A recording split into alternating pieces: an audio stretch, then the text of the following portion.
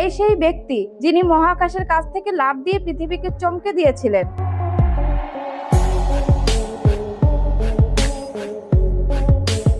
এনার নাম ফিলিক্স বমগার্টনার। 2012 সালের 14 অক্টোবর তিনি রেড বুল স্ট্র্যাটাস প্রকল্পের অধীনে মহাশূন্যের কাছাকাছি 39 কিলোমিটার উচ্চতা থেকে লাফ দেন। ফিলিক্সের একটাই লক্ষ্য ছিল বিমানের বাইরে থেকে শব্দের গতিসীমা ভেঙে ফেলার প্রথম মানুষ হওয়া। ফিলিক্স নিচে নামার সময় তিনি যে দৃশ্য দেখতে দেখতে নামছিলেন তা ছিল তার কাছে অবিশ্বাস্য।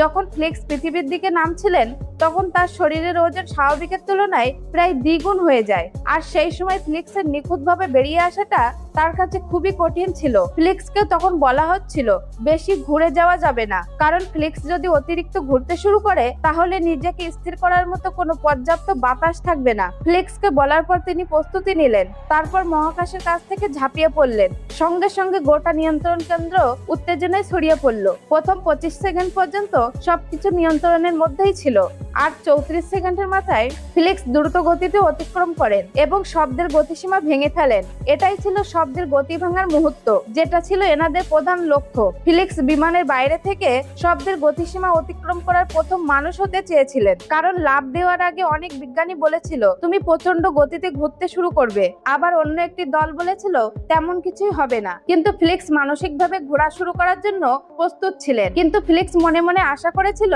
যেন এমনটা না হয়। এর পরের কয়েক সেকেন্ড দেখলে বোঝা যায় ঠিক সেই মুহূর্তে তিনি ধীরে ধীরে ঘুরতে শুরু করে, আর ক্রমেই সেই ঘূর্ণনের গতি আরো বাড়তে শুরু করে। সমস্যা হলো এমন পরিস্থিতির জন্য কোনো নির্দিষ্ট প্রোটোকল ছিল না। ফিলিক্স বলেন পৃথিবীতে এমন কেউ ছিল না যে আমাকে বলে দেবে শোনো ফিলিক্স, যদি এমন হয় তাহলে তোমাকে এটা করতে হবে। আর তখন পুরো পৃথিবীর মানুষ এনাকে দেখছে। ফিলিক্স তখন হাত দুটো একটু নড়ানোর চেষ্টা করছিল, হয়তো এতে কিছু একটা পরিবর্তন হতে পারে। কিছুক্ষণের জন্য ঘোড়া থেমে গেলেও কিন্তু এরপর ফিলিক্স বিপরীত দিকে ঘুরতে শুরু করলেন। তারপর ঘূর্ণনের গতি আরো দ্রুত গতিতে বাড়তে লাগলো। সেই মুহূর্তে আর রেকর্ড ভাঙার কথা মাথায় ছিল না। সেই মুহূর্তে তার একমাত্র লক্ষ্য ছিল তার বেঁচে থাকা। ফিলিক্সের গতি তখন ঘন্টায় প্রায় 1356 কিমি। এমন পরিস্থিতিতে রক্ত মাথায় এবং চোখের ভেতর থেকে বেরিয়ে যাবার পথ হয়ে উঠতে পারে।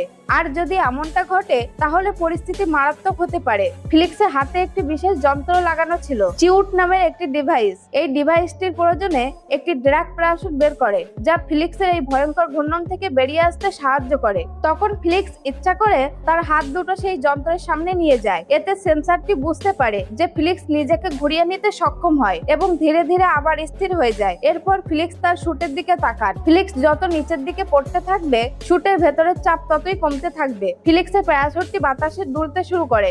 এখান থেকে মহাকাশের দিকে তাকালে এখন আকাশ নীল দেখাচ্ছে, অর্থাৎ ফিলিক্স কালো আকাশ থেকে আবার নীল আকাশের স্তরে ফিরে এসেছে। আর ডান দিকে তাকালে দেখা যাবে তীব্র চাপ ফেলছে। এগুলো তাকে বাতাসের দিক বুঝতে সাহায্য করছিল। আর তখন ছিল তার অত্যন্ত গুরুত্বপূর্ণ একটি মুহূর্ত।